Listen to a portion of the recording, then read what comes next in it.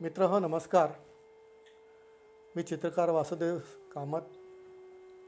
मोगरा फुलला या चित्रसंवादमध्ये तुमचं पुन्हा एकदा स्वागत. मित्रहो, मनुष्य हा सामाजिक प्राणी आहे. तो जरी या जगामध्ये एकटा आला आणि नाताना एकटा असला तरी त्याचं कुणाशी ना कुणाशी तरी नातं असतंच. जन्म देणाऱ्या आईवडिलांचं असतं, त्याच्या बंधुभगिनींचं असतं, मित्रांचं असतं, पती पत्नींचं नातं असतं. अशी वेगवेगळ्या नात्यांनी मनुष्य एक दुसऱ्याच्या संपर्कामध्ये आणि जवळ येत असतो, सानिध्यामध्ये येत असतो. या नातेसंबंधात असंही एक नातं असतं की जे गुरु आणि शिष्याचं नातं असतं. गुरु हा ज्येष्ठ असतो, शिष्य हा कनिष्ठ असतो. हे सर्वसाधारणपणे याची जरी व्याख्या असली तरी एक लक्षात घ्या की गुरु आणि शिष्याचं हे नातं रक्ताच्या नात्यासारखं ज्येष्ठ कनिष्ठ नसतं किंवा वयाचं आणि कमी वयाचं असंही नसतं. गुरु आणि शिष्याचं नातं हे ज्ञान देणारा आणि ज्ञान घेणारा अशा पद्धतीने असतं. म्हणून आपल्याकडे उपनिषद ही जी आहेत, या उपनिषदांमध्ये त्याची परिभाषाच अशी आहे की गुरुच्या जवळ निकट खाली बसून घेतलेलं ज्ञान, ती उपनिषद आहेत. तर उपनिषदसू या माझ्या चित्रमालिकेमध्ये हे एक चित्र मी रंगवलं होतं की देवहूती माता आणि कपिल मुनी. फार कमी लोकांना याविषयी माहिती आहे. आपल्याला भगवद्गीता माहिती असते, भागवत माहिती असतं, पुराण माहिती असतं, महाभारत रामायणसुद्धा माहिती असतं. परंतु कपिल मुनींचं कपिलगीतासुद्धा तितकीच महत्त्वाची, तितकीच जनसामान्यांना मार्गदर्शन करणारी आहे. हे फार कमी लोक जाणतात.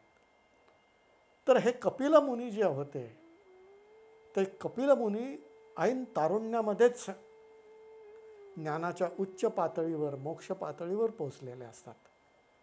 आणि त्यावेळी त्यांची माता देवहूती तिला एक प्रकारे अशा म्हणजे पुत्राविषयीचं अभिमान, एक कृतकृतार्थता जाणवत असते.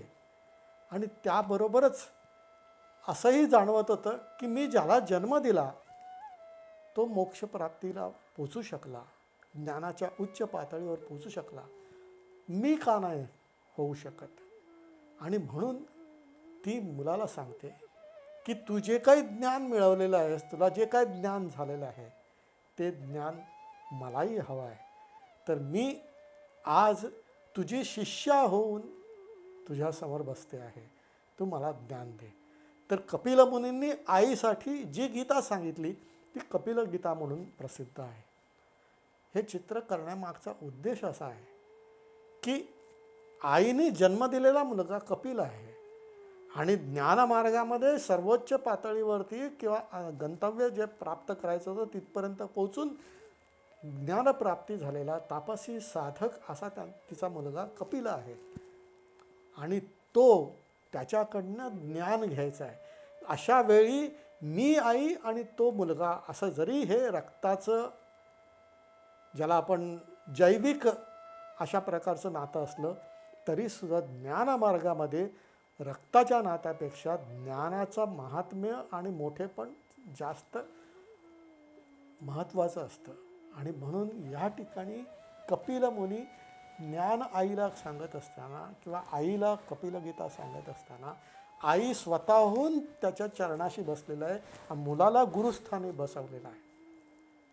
हे संपूर्ण चित्राचं स्केच केलं. स्केच करून पेंटिंग करत असताना मात्र मला जाणवलं की असं जरी असलं तरीसुद्धा कुठेतरी आईच्या मनामध्ये एक कृतार्थता आहे, वात्सल्य भाव आहे.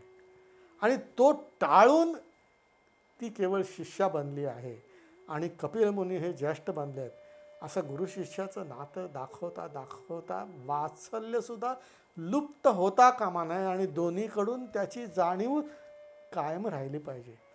हे चित्रामध्ये जे दाखवलं आहे त्याप्रमाणे वर्णन असेलच असं नाही, परंतु चित्राचा विषय, चित्राचा आशय, चित्रामध्ये होणारा बोध याविषयी कलाकार ज्यावेळी विचार करत असतो त्यावेळी त्या विषयाची व्याप्ती आणि औचित्य या दोन्ही गोष्टींचा विचार करून तो रेखांकन आणि रचनाकृती करत असतो. तुम्ही नीट पाहिलं तर लक्षात येईल की विनम्र भावाने आई कपिल मुनींकडनं कपिलगीता ऐकताय आणि आईलाही अगदी तिचा आदर ठेवून तिच्याबद्दलची माया, तिच्याबद्दलचे प्रेम हे जागृत ठेवून आईला ते ज्ञान देत आहेत आणि कपिल मुनींच्या हातावरती आईचा हात आहे. इथे हे वात्सल्य आहे. त्यामुळे शारीरिक वात्सल्य आणि ज्ञानामधलं ज्ञानदान आणि ज्ञान घेणं या दोन्ही गोष्टी एकाच वेळी चित्रातून कशा प्रतीत होतील. चित्रातून एक भाव व्यक्त करत असताना तो केवळ तितकाच भाव नव्हे तर त्याची व्याप्ती आणि त्याचे औचित्य हे कुठे लुप्त होणार नाही ना याची सुद्धा जाण ठेवून हे चित्र करायचं असतं. चित्रामध्ये जो भाव आहे तो उपनिषदांकालचा आहे, परंतु आई आणि मुलाचं हे चिरंतन राहणारं जे नातं आहे वात्सल्याचं, हे उपनिषद काळापासून किंवा मनुष्य जाती निर्माण झाली तेव्हापासून ते आजतागायत हे वात्सल्य त्याच पद्धतीने कायम राहिलं पाहिजे. या दोन्ही गोष्टींचा बोध चित्रातून कसा व्यक्त होईल याकडे ध्यान देऊन मी काम केलं. मित्र हो, अशाच आणखी चित्रासमोर जाणून घेण्यासाठी आपण पुन्हा भेटू. नमस्कार.